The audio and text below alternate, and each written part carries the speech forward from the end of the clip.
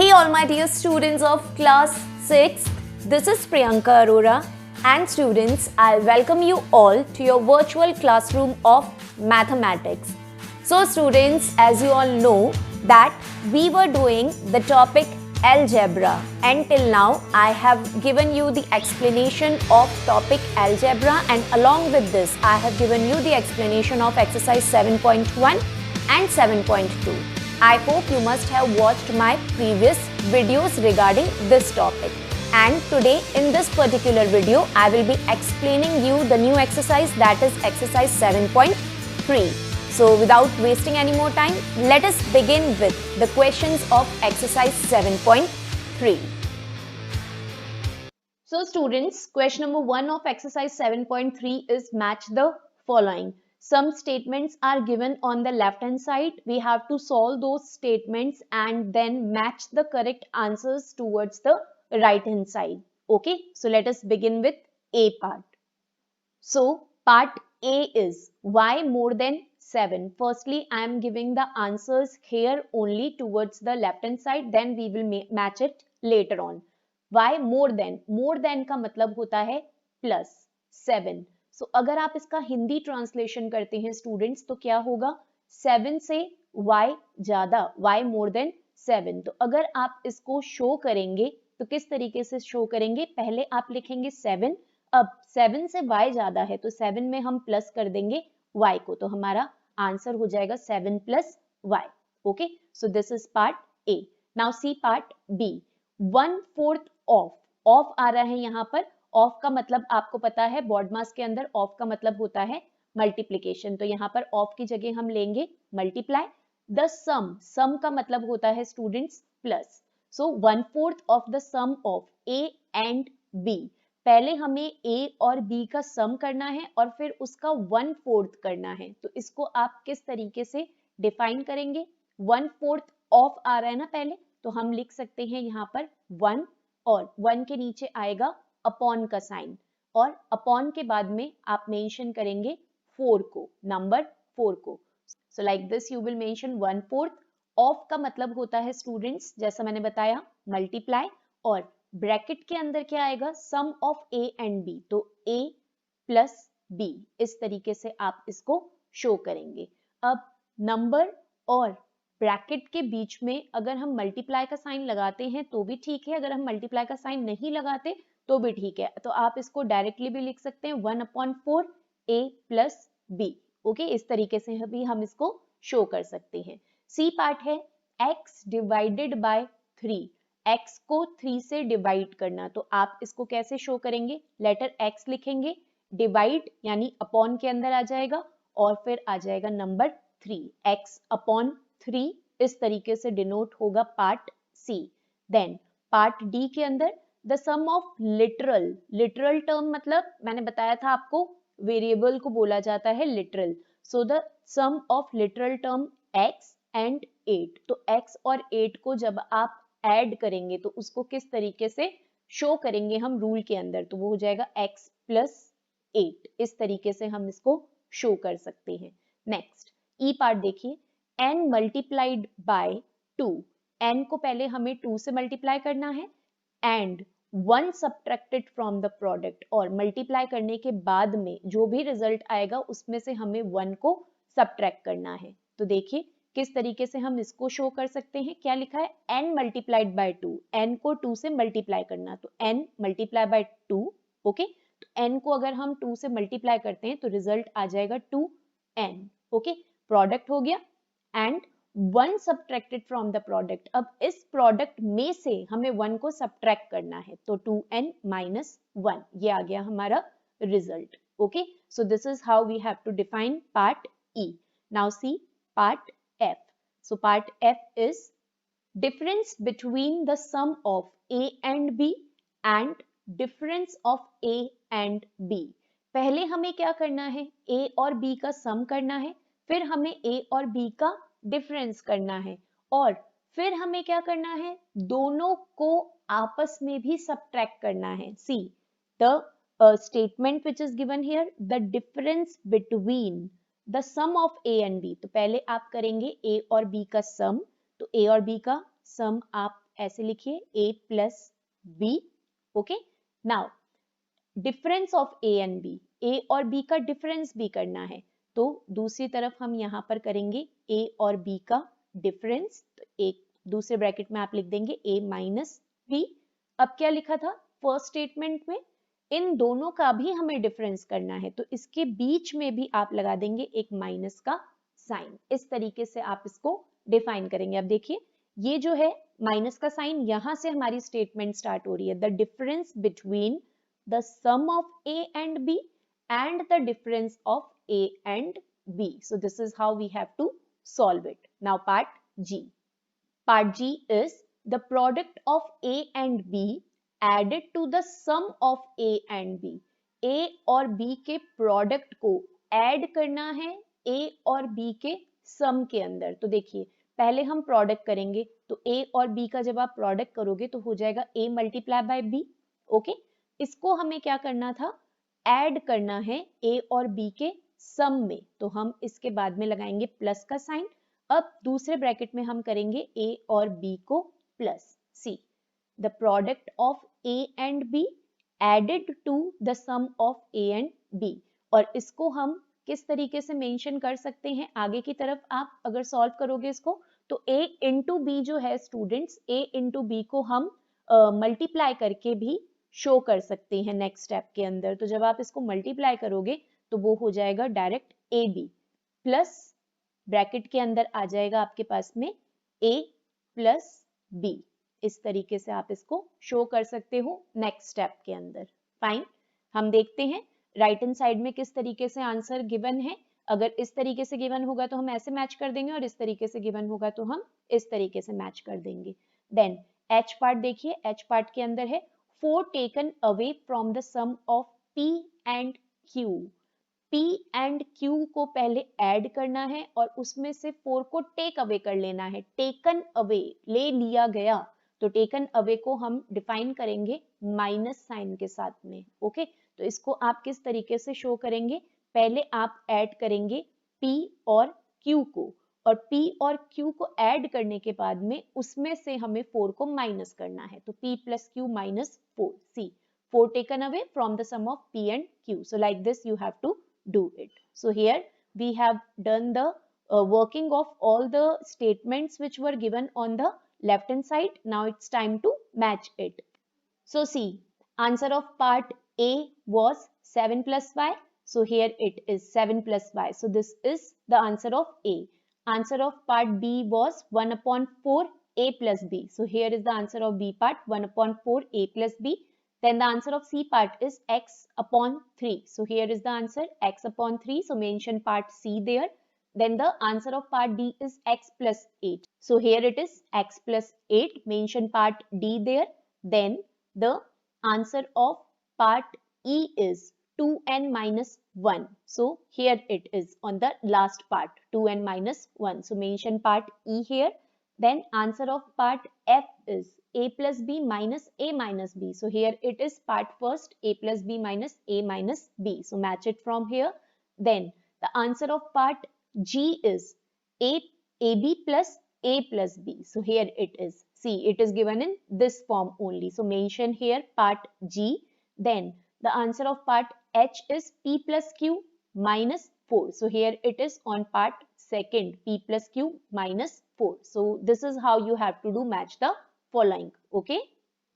So now we are on question number 2 and it is find the values of the following algebraic expressions. यहाँ पे कुछ algebraic expressions given है students और हमें इसकी value find out करनी है। तो देखिए x की जगह, जहां पर भी x आ रहा है उसकी जगह आपको मेंशन करना है नंबर 12, और जहां पर भी y आ रहा है उसकी जगह आपको मेंशन करना है नंबर 3।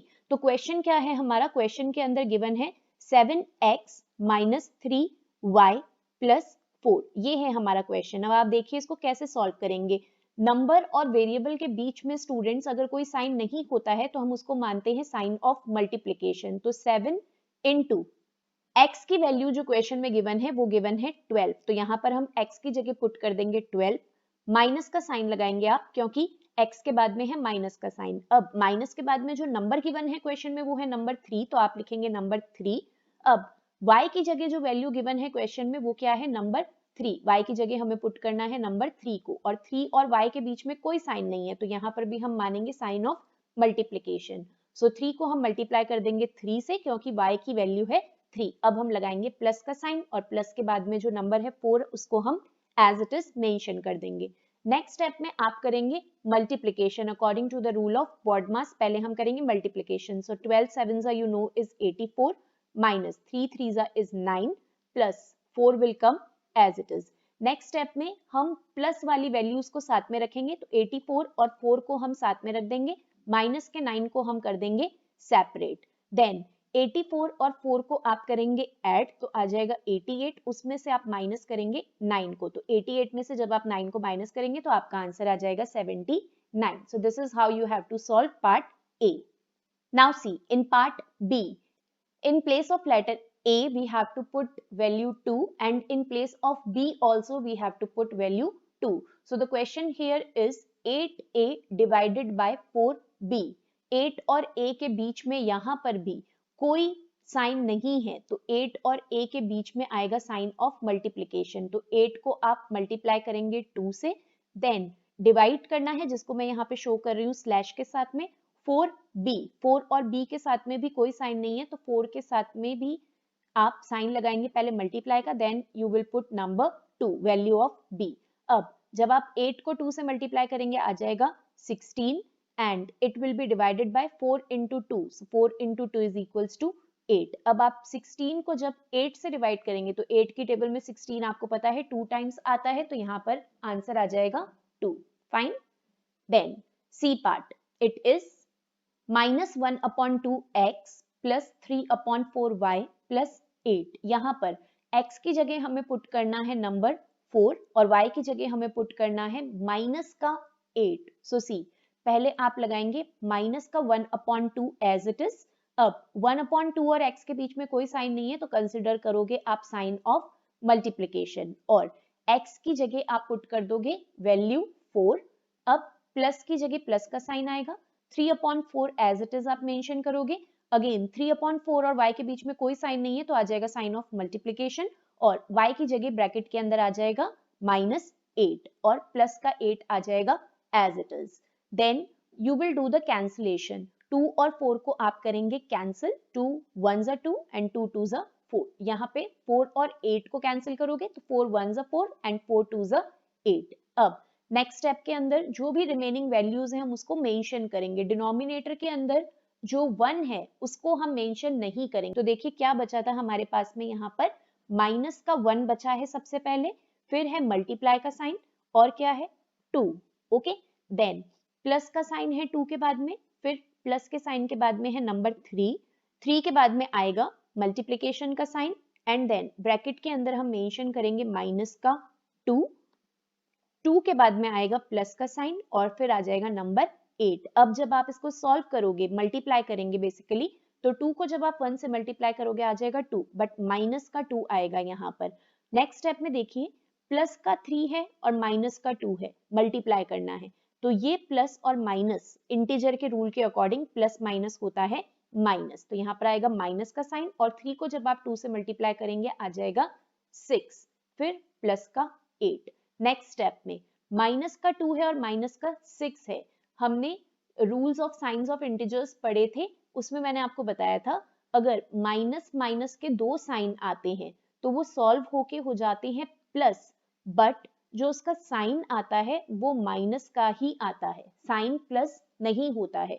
तो यहाँ पर आप देखिए माइनस का 2 और माइनस का 6 है तो ये बेसिकली होंगे क्या प्लस, मगर साइन क्या आएगा इसके साथ में, माइनस का साइन आएगा। तो जब आप इसको यहाँ पर सॉल्व करेंगे तो आंसर आ जाएगा आपका माइनस का 8। ओके, -2 और -6 होंगे प्लस, तो 6 + 2 होंगे 8, बट साइन माइनस का ही आएगा तो माइनस का 8 और साथ में है प्लस का 8। अब एग्जैक्टली सिमिलर टर्म्स हैं ऑपोजिट साइन के साथ में तो हो जाएंगी कैंसिल और आंसर आ जाएगा 0। आप कैंसिल भी कर सकते हो, नहीं तो आप इस तरीके से भी सॉल्व कर सकते हो, प्लस माइनस माइनस, 8 में से 8 को माइनस करोगे तो रिजल्ट आ जाएगा 0। So this is how you have to solve part C.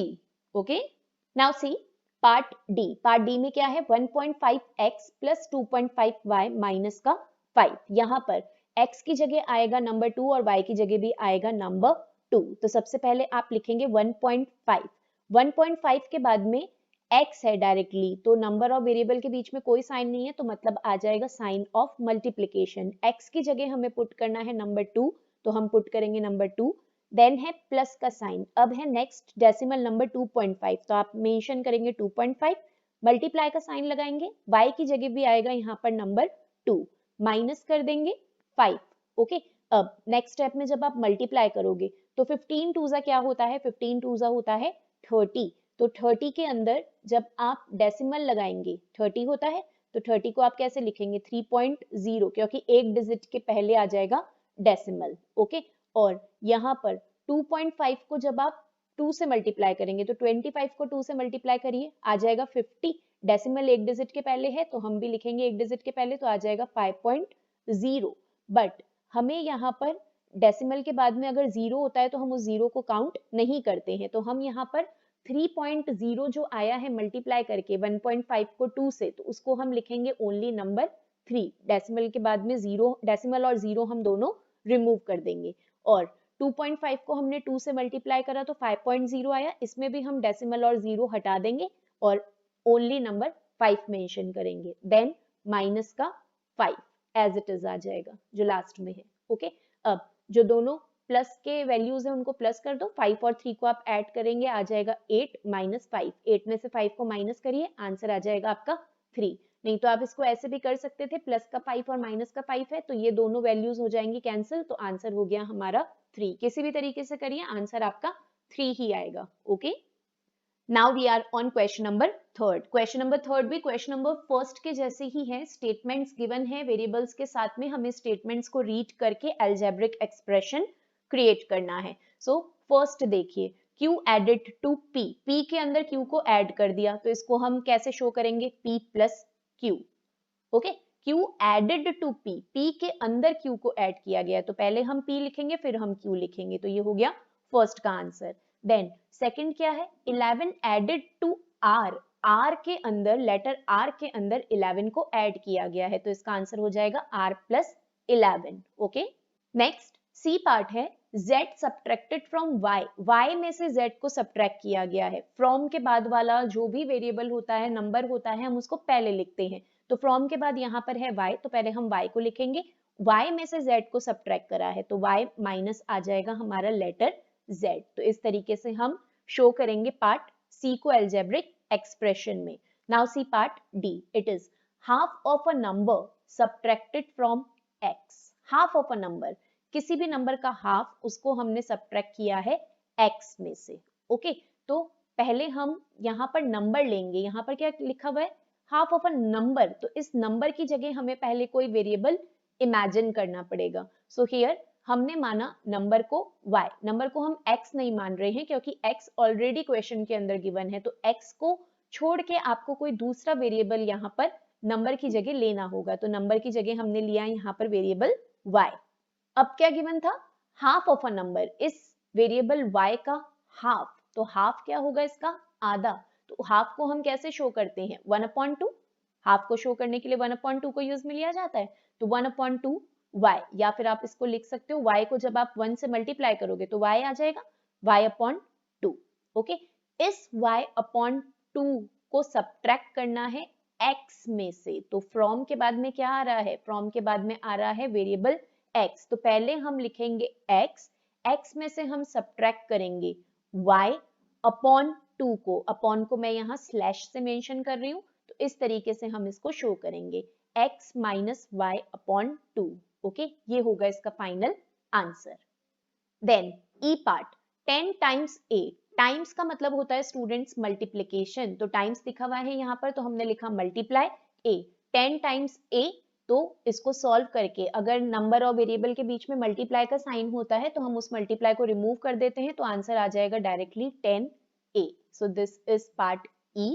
Now see part F, 2 times x added to 7 times y, 2 times x को ऐड किया गया है 7 टाइम्स y में, तो पहले हम लिखेंगे 7 टाइम्स y को। ओके, अभी मैंने बताया टाइम्स का मतलब होता है मल्टीप्लाई, तो 7 को हम मल्टीप्लाई करेंगे वेरिएबल y से, इसको ऐड किया गया है, देखिए यहाँ पर एडेड वर्ड है, तो इसके बाद में हम पहले प्लस का साइन करेंगे, फिर किस में ऐड किया गया है, 2 टाइम्स x में, तो 2 इंटू x लगाएंगे हम यहाँ पर। ओके, सो नेक्स्ट स्टेप के अंदर मल्टीप्लाई का साइन जो वेरिएबल के बीच में है वो हट जाएगा, तो यहाँ आ जाएगा 7y प्लस नेक्स्ट 2 और x के बीच में मल्टीप्लाई का साइन है, तो ये सॉल्व होके हो जाएगा 2x, तो आपका आंसर आ जाएगा 7y plus 2x। Okay, now part G is 3 times p subtracted from 2 times q। 3 times p को सब्ट्रैक्ट किया गया है 2 टाइम्स q से। अब देखिए फ्रॉम के बाद में ये वाली टर्म आ रही है 2 टाइम्स q। 2 टाइम्स का मतलब अभी मैंने बताया मल्टीप्लाई होगा, तो 2 को पहले मल्टीप्लाई करेंगे हम q से। पीछे वाली टर्म को हमने पहले क्यों लिखा है बता चुकी हूं मैं बार बार, क्योंकि फ्रॉम आ रहा है, तो फ्रॉम के बाद वाली टर्म से हम स्टार्ट करेंगे, इसको सब्ट्रैक्ट करना है, तो q के बाद में हम लगाएंगे माइनस का साइन। किसको सब्ट्रैक्ट करना है, 3 टाइम्स p को, तो 3 इंटू p लिखेंगे। नेक्स्ट स्टेप में मल्टीप्लाई का साइन जब हम रिमूव करेंगे तो ये हो जाएगा 2q माइनस 3p। इस तरीके से इसका आंसर हम फाइंड आउट करेंगे। Okay, now part H, 3 times the sum of a and b। So 3 times, पहले आप लिखोगे 3 इंटू, टाइम्स मतलब multiplication, the sum of a and b, a और b का सम। तो अब आप अगर इसको डायरेक्टली इस तरीके से अगर लिख देंगे a प्लस b, तो ये हो जाएगा आपका wrong. Okay, 3 times the sum of आ रहा है यहाँ पर, दोनों का सम मिलाकर। ओके, तो इसके लिए हमें पहले एक मेंशन करना पड़ेगा ब्रैकेट, फिर हम मेंशन करेंगे a प्लस b। दोनों इसके अंदर इंक्लूड होंगे, कोई एक वेरिएबल नहीं इंक्लूड होगा, तो यहाँ पर ब्रैकेट पुट करना आपको कंपलसरी है, बिकॉज एक देखिए यहाँ पर आपको ऑफ भी दिख रहा है, टाइम्स से भी आपको मल्टीप्लिकेशन पता चल जाएगा, ऑफ से भी आपको मल्टीप्लिकेशन पता चल जाएगा, तो ये कंप्लीट ब्रैकेट के साथ में मल्टीप्लिकेशन है, सिर्फ a के साथ में मल्टीप्लिकेशन नहीं है। तो a और b को आप ब्रैकेट में शो करोगे, और नेक्स्ट स्टेप के अंदर आप इस मल्टीप्लाई को रिमूव भी कर सकते हो, डायरेक्टली आप लिख दोगे a plus b in bracket और मल्टीप्लिकेशन का साइन हट जाएगा, so 3 in bracket a plus b will be the answer of part H. Okay, now part I, 5 times x divided by 7 times y। 5 times x को divide करना है 7 times y से, so times, again times means multiply, so 5 multiply by x is divided by, तो divide को मैं यहाँ पर show करूंगी स्लैश से, 7 टाइम्स y। तो नेक्स्ट स्टेप में मल्टीप्लाई का साइन जब आप हटाएंगे तो हो जाएगा 5x divided by 7y। So like this you can show in upon 5x upon 7y will be the answer. Okay, now part J, 35 multiplied by the product of x and y। 35 को multiply किया गया है, तो पहले हम लिखेंगे number 35, इसको multiply किया गया ना, तो आप लिखेंगे multiply product of x and y। Okay, अब अगर सम होता तो सम को तो हमें शो करना होता है ब्रैकेट के अंदर, प्रोडक्ट को हम सेपरेटली भी शो कर सकते हैं, तो 35 को मल्टीप्लाई करा है x और y के प्रोडक्ट से। ओके, ये जो x है, फर्स्ट x, ये मल्टीप्लिकेशन का साइन है, और जो थर्ड x है ये भी मल्टीप्लिकेशन का साइन है, और जो सेंटर में x है उसको आपको वेरिएबल कंसिडर करना है। यहाँ पर देखिए 35x, यहाँ पर जो मैंने हैंड रिटन लिखा है वहां पर आपको जो वेरिएबल x है उसकी जो शेप है वो डिफरेंट दिखाई देगी, और मल्टीप्लिकेशन की जो शेप है वो x के थ्रू शो हो रही है। अब क्या होगा, नेक्स्ट स्टेप के अंदर जो मल्टीप्लिकेशन का साइन है उसको हम रिमूव कर देंगे, ओनली आ जाएगा हमारे पास में 35xy। सो इस तरीके से आप अपना आंसर शो करेंगे। Okay, now part K, Q less than P, P से Q लेस, हिंदी ट्रांसलेशन करके देखिए आप इजीली इक्वेशन को फॉर्म कर पाएंगे। Q less than P, P से Q लेस, तो पहले P आएगा और फिर Q आएगा, तो P minus Q will be the answer. Then next, T more than the sum of 25 and y, पहले हमें सम करना है 25 और y का, उससे T मोर, मोर का मतलब होगा यहाँ पर प्लस। ओके, तो पहले यहाँ सम भी लिखा हुआ है, तो सम का मतलब भी क्या होगा, प्लस, तो पहले हमें प्लस करना होगा 25 प्लस y को, इसके अंदर हमें ऐड करना होगा वेरिएबल t को, तो इसका आंसर हो जाएगा 25 plus y plus t। Okay, Now part M, it is 5 times a number minus 3 times the number. 5 times a number को माइनस करना है हमें 3 टाइम्स अ नंबर से. अब यहाँ पे वेरिएबल नहीं गिवन है स्टूडेंट्स, यहाँ वेरिएबल की जगह जो वर्ड गिवन है वो गिवन है नंबर.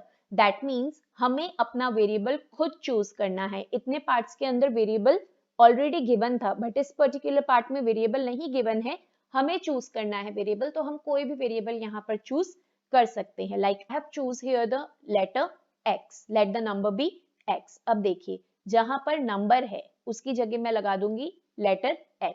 5 टाइम्स, तो टाइम्स का मतलब होता है मल्टीप्लाई, तो मल्टीप्लाई करूंगी मैं लेटर x से, माइनस 3 टाइम्स, तो 3 टाइम्स को भी मैं मल्टीप्लाई कर दूंगी लेटर x से. ओके, अब जो मल्टीप्लाई का साइन है उसको मैं रिमूव कर दूंगी नेक्स्ट स्टेप में, तो हो जाएगा 5x माइनस 3x. ये हो जाएगा इसका आंसर. सी, जो मल्टीप्लाई का साइन है वो रिमूव हो गया, सिर्फ नंबर और वेरिएबल आ गया. 5x minus 3x is the answer. Okay. Now part N, it is 7 increased by x. Increased का मतलब भी होता है स्टूडेंट्स प्लस. 7 को increase किया गया है x से. So here you can write x plus 7. Okay. या फिर आप इसके अंदर 7 plus x भी लिख सकते हो. 7 is increased by x. So x plus 7 लिखिए, 7 plus x लिखिए, दोनों ही करेक्ट होगा. Then part O, z diminished by 1/5 of y. Diminished का मतलब होता है कम होना, तो कम होना मतलब कौन से साइन से डिफाइन करेंगे इसको? माइनस से. So z diminish हुआ है, कम हुआ है. कितना कम हुआ है? 1/5 of y. तो देखिए z के बाद में आप लगाएंगे माइनस का साइन. 1/5 को हम फ्रैक्शन में कैसे लिखते हैं? 1/5. ऑफ का मतलब होता है मल्टीप्लाई, तो 1/5 के बाद में आया मल्टीप्लाई का sign and then variable y. Next step के अंदर इस मल्टीप्लाई को जब आप हटा देंगे तो हो जाएगा z minus y upon 5. y upon 5 कैसे आया? y को जब हम 1 से मल्टीप्लाई करेंगे तो 1 से अगर हम किसी भी नंबर को या किसी भी वेरिएबल को मल्टीप्लाई करते हैं तो वापस वही नंबर या वही वेरिएबल हमें फाइंड होता है. तो यहाँ पे y को अगर आप 1 से माइनस मल्टीप्लाई करोगे तो आपका आंसर भी वापस y ही आएगा. तो फाइनल इसका आंसर हो जाएगा z minus y upon 5. Okay. Now the last part of question number 3 is 3 times p divided by 2 times q. 3 times p को डिवाइड किया गया है 2 times q से. So 3 times की जगह आ जाएगा मल्टीप्लाई, p डिवाइड का साइन लगाया हमने यहाँ पे, 2 times की जगह आ जाएगा मल्टीप्लाई q. ओके. अब नेक्स्ट स्टेप में जैसे मैंने बताया मल्टीप्लाई को हम रिमूव कर सकते हैं, तो ये हो जाएगा 3p और ये हो जाएगा 2q, और इसको डिवाइड की जगह हम फ्रैक्शन के साइन के साथ में डिनोट करेंगे. सो 3p upon 2q will be the answer. Okay. Now the last question of this exercise is question number 4 and it is frame algebraic expressions for the following, state what each variable stands for. हमें जो भी statement given है उसका algebraic expression create करना है और जो भी लेटर हम ले रहे हैं उसके बारे में हमें इंफॉर्मेशन भी प्रोवाइड करनी है. सो सी, जो फर्स्ट पार्ट है वो है रुपीज इज इक्वल्स टू 100 पैसा. अब अगर हम इसको वेरिएबल के फॉर्म में लिखेंगे तो यहाँ पर मैंने क्या ले लिया है? रुपीज की जगह लिया है small letter r is equals to 100 का 100, मल्टीप्लीकेशन का साइन रिमूव कर दिया है बीच में से और पैसे की जगह लिख दिया है p. हियर बोला गया ना कि हमें यहाँ पे वेरिएबल के बारे में बताना भी है कि किस वेरिएबल को हमने क्या लिया है, तो यहाँ पर हमने r लिया है रुपीस को और p लिया है पैसे को, और वेरिएबल के अंदर हमारी एक्सप्रेशन बन गई r is equals to 100p. Now part b, it is selling price is equals to cost price plus profit. ये फॉर्मूले को हमें वेरिएबल के साथ में डिफाइन करना है. तो देखिए सेलिंग प्राइस को यहाँ पर लिखा है SP, कॉस्ट प्राइस को लिखा है CP, प्लस प्रॉफिट को लिखा है लेटर P. तो इसको डिफाइन करेंगे. SP is equals to selling price, CP is equals to cost price and P is equals to profit. बस कुछ नहीं है, जो भी स्टेटमेंट गिवन है उसको हमें वेरिएबल्स के साथ में पुट करना है, तो बस हम उसको वेरिएबल्स के साथ में डिफाइन कर रहे हैं. इसी तरीके से सी पार्ट के अंदर कॉस्ट प्राइस का फॉर्मूला गिवन है. Cost price is equals to selling price plus loss. तो कॉस्ट प्राइस को हम शो करेंगे वेरिएबल में CP, सेलिंग प्राइस को हम शो करेंगे SP और लॉस को हम शो करेंगे लेटर L के साथ में. तो वही हमें लास्ट में बताना भी पड़ेगा, डिफाइन करना पड़ेगा। Here CP is equals to cost price, SP का मतलब है सेलिंग प्राइस और लेटर L का मतलब है loss. Fine. Now part D is the area of a rectangle is the product of its length and breadth. अगर rectangle का area निकालना है तो वो उसके लेंथ और ब्रेथ का प्रोडक्ट होगा, इसको वेरिएबल से शो करना है। तो एरिया को शो किया गया है यहाँ पर लेटर A से, is equals to length into breadth को शो किया गया लेटर L और लेटर B से। तो देखिए उसी को यहाँ डिफाइन किया गया है, capital A is equals to area, L is equals to length and B is equals to breadth. So this is how we have to show it in variable. Now last part of this exercise is part E. Dividend is equals to in bracket divisor plus quotient plus remainder.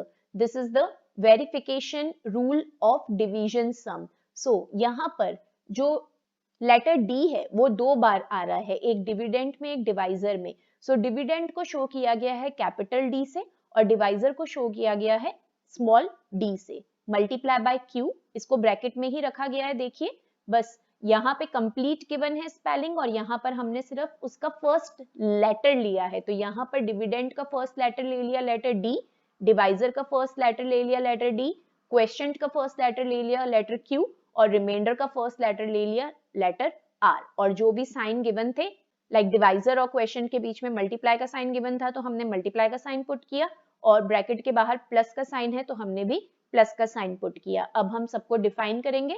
So capital D is dividend, small d is divisor, small q is quotient and small r is remainder. Okay students, is it clear? So here the explanation of all the questions of exercise 7.3 chapter number 7 introduction to algebra is over. I suppose all these questions must be clear to you students. If suppose you are having doubt in any question, then I request you to watch the explanation of that particular question again or mark your doubt. I will solve your doubt in the live class of maths. So that's all for today. Meet you back in the next video. Till then, take care of yourself. Thank you so much students.